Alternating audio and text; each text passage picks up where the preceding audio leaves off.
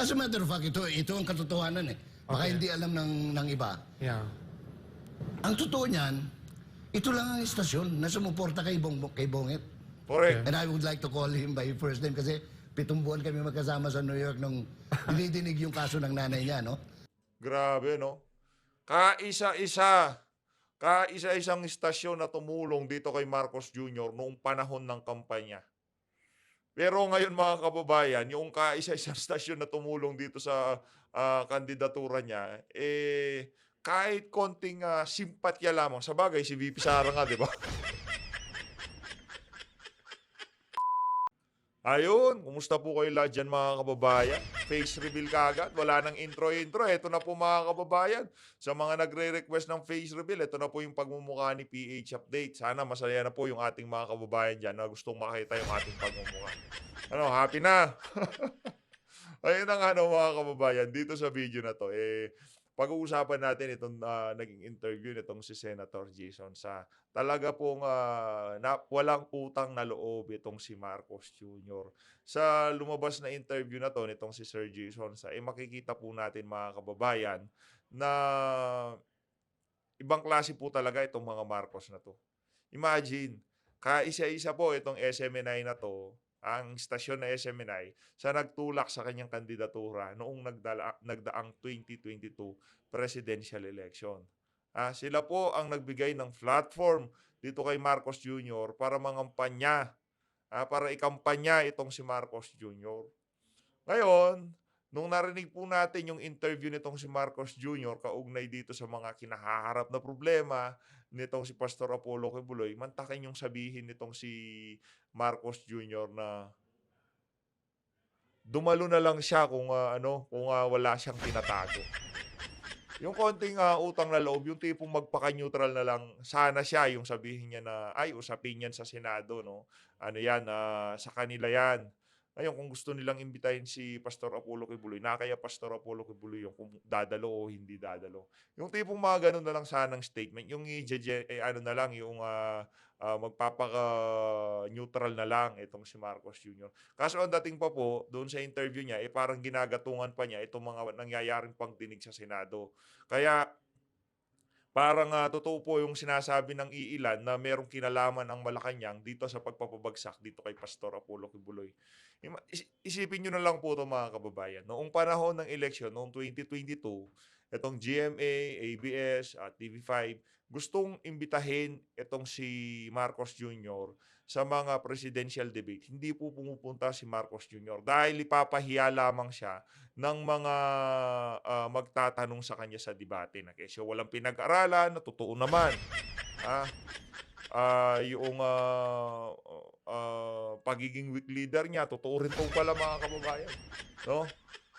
Ngayon, yung kaisa-isang istasyon na tumulong sa kanyang kandidatura, sabihin na natin, hindi lang yung SMNI ang nagpapanalo dito kay Marcos Jr. Pero, yung ibinigay niyang platform para sa kandidatura nitong si Marcos Jr., makikita itong si Marcos Jr. sa Visayas at sa Mindanao, kasi po yung SMNI na yan, sa mga bandang Luzon, hindi po siya ganun kalakasan kasi nandito yung ABS, TV5, GMA. Nandito po yung mga malalaking istasyon. Pero pagdating sa Visayas at sa Mindanao, napakalaki po ng viewership po ng ang tawag dito, SMNI. Yun po yun. Kaya talagang walang utang na loob itong si Marcos Jr. dito sa SMNI. Ngayon po, linilitis, no? Linilitis talaga, no? Nagsasagawa po sila ng hearing dyan sa House of Representatives para sa revocation ng pangkisan nitong SMNI. Wala na pong dyan, pagre-repeal, pag-aamenda, wala na. Rektang, na po yan, rektang cancellation na ng prangkisa ng SMNI. Dito naman po sa ating bahagi ng video natin natin. Itong problema dito sa mga Marcos. Ito, magpapakatotoo po tayo dito. Kumbaga, nagalit na po tayo doon sa apelidong Marcos. Kaya pagkapati itong si Senator Amy, nadadamay sa galit natin. Kahit na sa mga nakalipas na panahon, napakarami niyang nagawa na maayos naman yung trabaho niya sa Senado. Masasabi natin okay naman. Pero sa kadahilanang yung kapatid niya, puro kapalpakan ng ginagawa. At yung tendency na itong mga Marcos na to, pagkahawak na nila yung kapangyarihan, ayaw nilang bitawan. Kagaya na lamang mga kababayan, itong Chacha, kala nyo po, ay itong People's Initiative, kala nyo po ba tapos na? Naku po. Hindi pa po tapos itong People's Initiative na to. Talagang dire-diretso po itong Pinsan Initiative pala, sorry. Hindi People's Initiative, Pinsan's Initiative. Etong si Senator Amy Marcos daw po, nalulungkot sa nangyayari dito kay Pastor Apollo Kibuloy sa mga aligasyon ng pang-aabuso na ibinabato sa kanya ayon dito sa report ng politiko. Kasi nga naman, pwede naman pag-usapan ng maayos yan. At dito sa interview na to, nitong si Sir Jason pwede naman kasing isampa yung kaso sa korte. Yung mga bumabatikos dito kay Pastor Kibuloy. Kaso, ang problema dito kay Senator dito kay Risa Hontiveros, parang wala pong balak na magsampa ng kaso sa korte. Ang gusto lang po atang mangyari nitong si Risa Hontiveros, puro paninira lang ang gawin dito kay Kibuloy. Kung ako dito kay Senator Risa Hontiveros, nagpunta na siya sa korte, dinala niya sa PAW yung mga biktima. Doon pa lang baka bumilib pa tayo, baka talagang merong paglabag, di ba? Kaso ang dating po parang ayaw nang dalhin nitong si Hontiveros sa mga kinauukulan.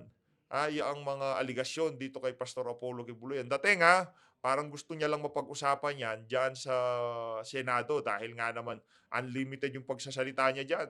Tapos yung mga resource person, pagka nagsalita, akala mo talaga totoo yung mga sinasabi. Napunang-puna na po yun ng ating mga kababayan at hindi po natutuwa ang marami sa ating mga kababayan doon sa mga pinagagawa nitong si Senator Risa Hontiveros. Ayan, face reveal na po tayo. Pero maiba tayo, hindi po ako komportable. Parang gusto kong ibalik yung aking shades at yung aking face mask. Pero sige, dito sa video na to, para at least, sumaya naman yung iba nating mga kababayan na gustong-gustong makita yung balbas at bigote natin. Pagbibigyan po natin sila. Ayan mahaba na. Hindi po ako nakapag-save. Pasensya na po kayo Ito na po si Sir Jason Sir, you have to admit na parang may tinamaan na rin yung image nung SMNI. Yes. The network is being painted as, as sabi nyo, people who are spreading disinformation or misinformation.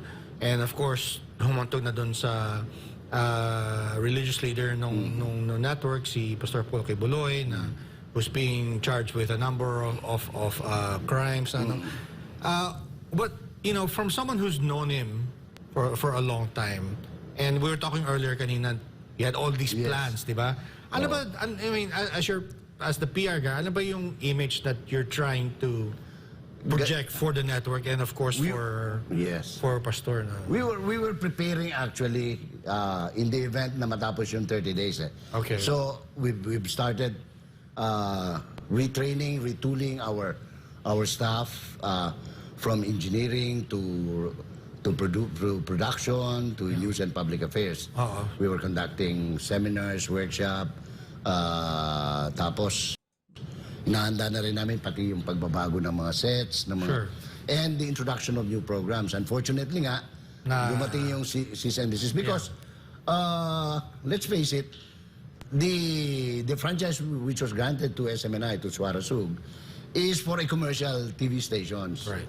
And totoo naman, na kailangan mo talaga ng kumita. So, itong goodwill na nakuha ng stasyon because of itong panggigipit, no? Sure.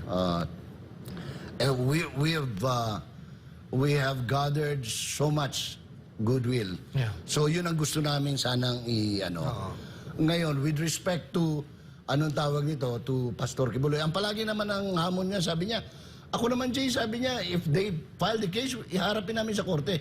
But not before the bar of public opinion. Kasi nga, ang problema sa Senate natin, at saka kahit na sa House, which is our experience, kahit na gusto mo magsalita kumisan, pag ayaw ka pasalitain, pag ayaw nila yung sinasabi mo. Correct. Ganun po talaga sa Senado at saka dyan sa House of Representatives. Pagka yung sasabihin mo, hindi na nakaayon doon sa narrative na gusto nilang patakbuhin ang hearing, hindi ka po talaga pagsasalitain. Worst case scenario, iko-contempt ka po ng mga walang yang.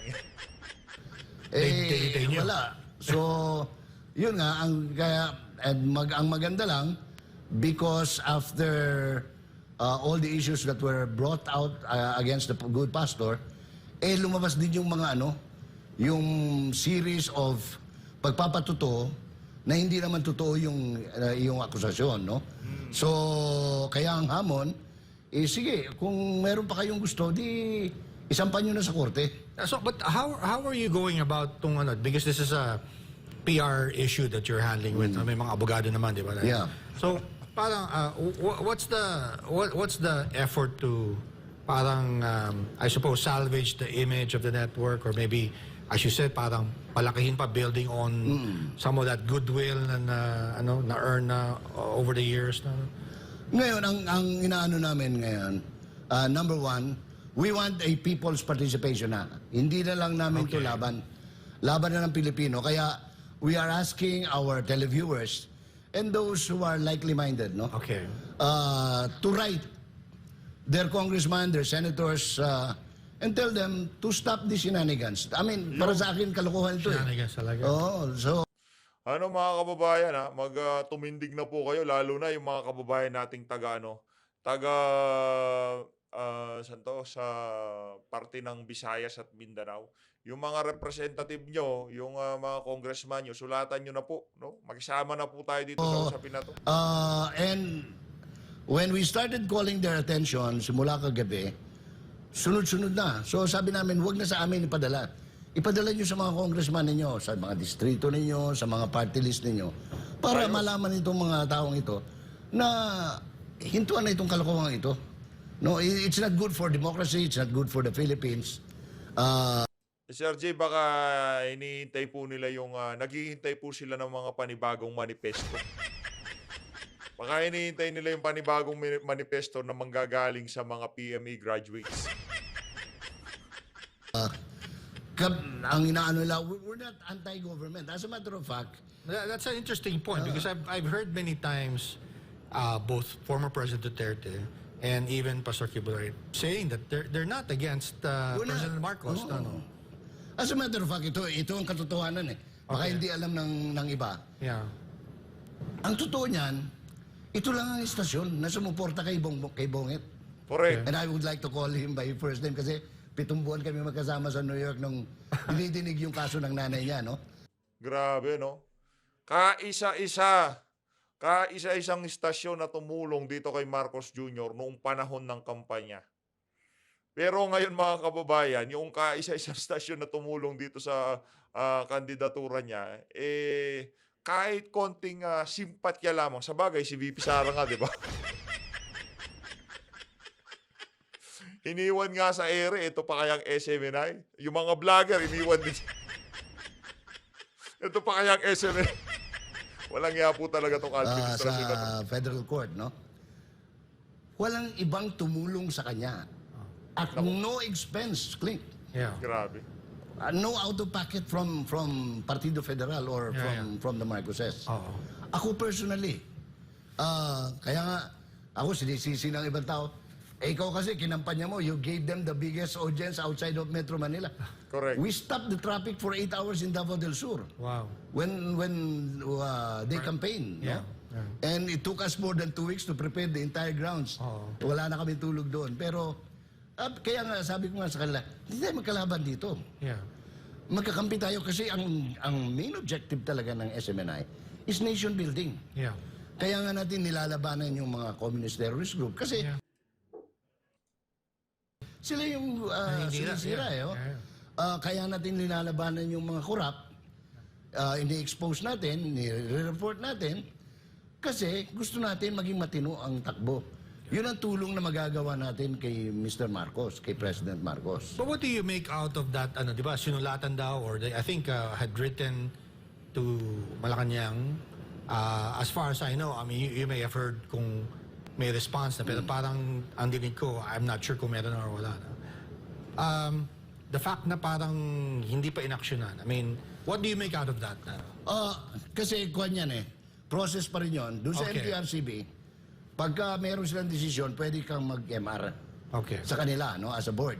But kung hindi ka pa rin satisfied, you have to ang last recourse mo, kumbaga sa Supreme Court, Yeah. Office of the President, Okay. which we submitted, no? Okay. Hanggang ngayon wala pa kaming natatanggap na response. Yeah. But, How do you interpret that? Is that something na may laman ba yun na wala pang response or talagang proseso lang yan as you say? proseso lang. Ako ayaw kong pag-isipan ng masama ang aking kapwa. And I'm sure sa napakarami ng trabaho ni Justice Bersamin, baka hindi pa niya nakikita pa. Pero kung nanonood siya ngayon, tayo nananawagan kay Sir Luke, no? Na baka pwede niyang silipin at tingnan whether there was transgression or have we met the penalty required. Sure. If that is the case. Kasi katulad nung sa program ng Laban Kasama ang Bayan, no? Kasi yung kuwan palagi kan sa masa. Yeah. Nung binabasa ko yung desisyon ng MTRC before suspending it, is anchored on the case which was filed before the Quezon City Prosecutor's Office. Na-dismiss na. Na-dismiss na. Yeah. So kung na-dismiss na yon, wala nang predicate Yeah. dun sa desisyon. Yeah.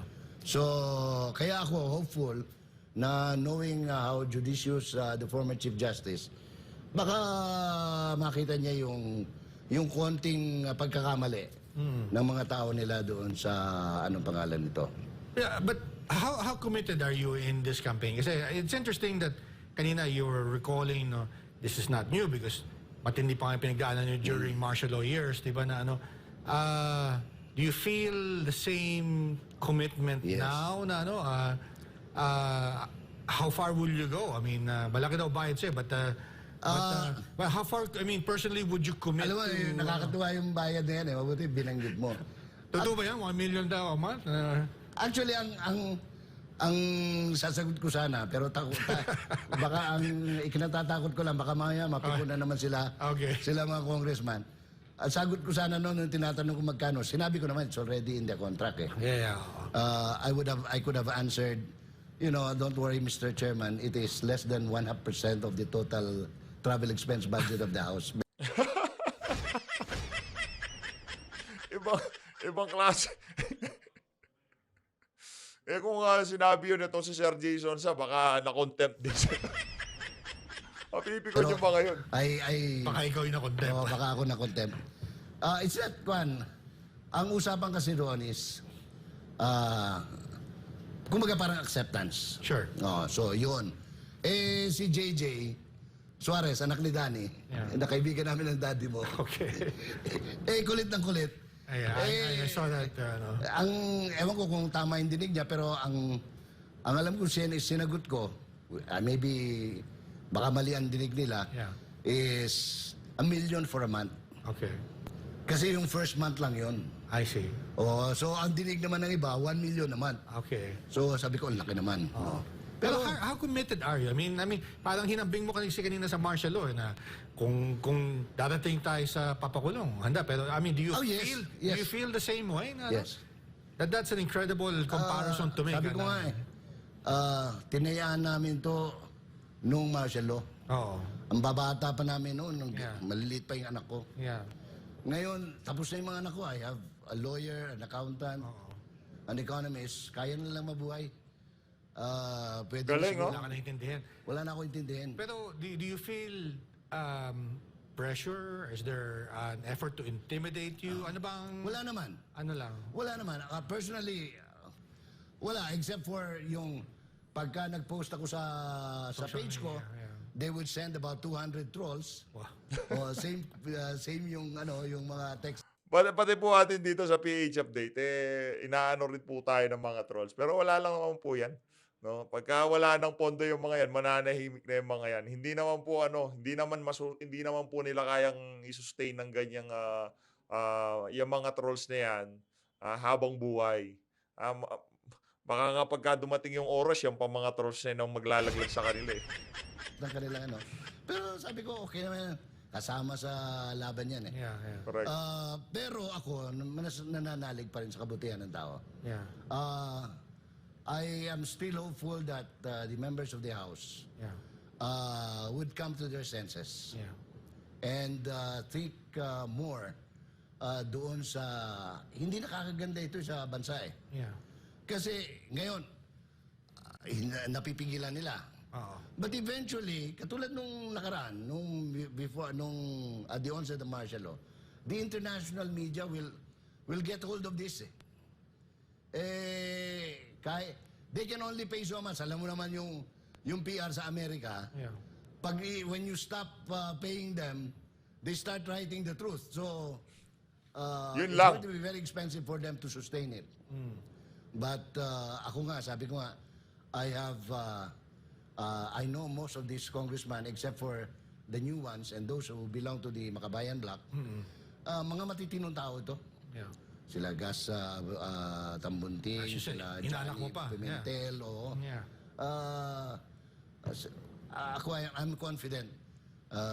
Pero are you at the point where nakikita mo na yung light at the end of the tunnel, kumbaga, or parang mahaba-haba pang labanan to? What's your estimation here? Mahaba-haba na pwedeng umigsi. Pwedeng umigsi. Okay. Kasi ang problema nila is, hindi lang SMNI ang problema nila. Kung pinoproblema nila kami, Oo. na hindi naman dapat. Oo. As a matter of fact, if they are monitoring this program now, I would ask them to call on us. Oo. And we're willing to help them. Oo. Kasi nakikita mo naman problema ng PCO ngayon. Yeah.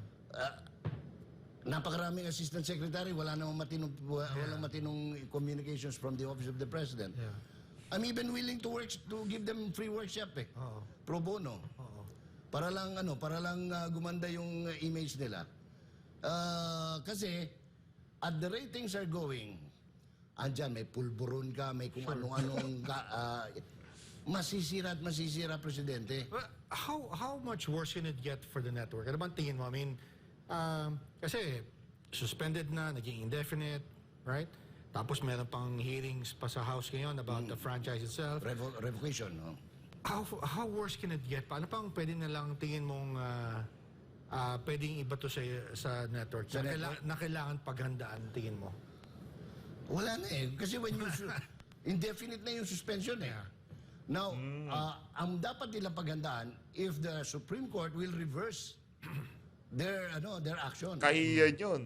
Oo. Which to us is what we are praying for, no? Oo.